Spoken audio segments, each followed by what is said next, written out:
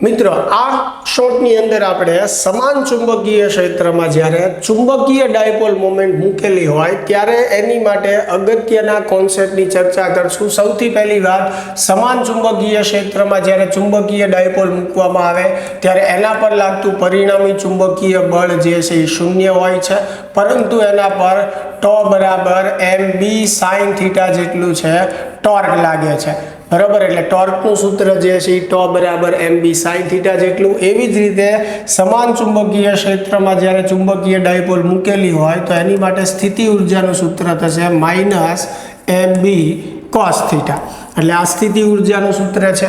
હવે બંને કેસમાં જ્યારે આપણે થીટા 0 લઈએ છીએ તો ટોર્ક જે છે એ આપણને 0 મળશે અને સ્થિતિ ઉર્જા જે છે એ -mb જેટલી મળશે, બરાબર। એટલે થીટા 0 જે છે એ સ્થાયી સંતુલન અવસ્થા દર્શાવે છે ડાયપોલ માટે। એવી જ રીતે થીટા બરાબર જ્યારે આપણે પાઈ લેશું ત્યારે પણ ટોર્ક જે છે એ 0 મળશે અને સ્થિતિ ઉર્જા જે છે આપણને mb જેટલી એટલે કે મહત્તમ મેક્સિમમ મળશે। તો થીટા બરાબર પાઈ જે છે એ અસ્થાયી સંતુલન અવસ્થા જે છે એ દર્શાવે છે।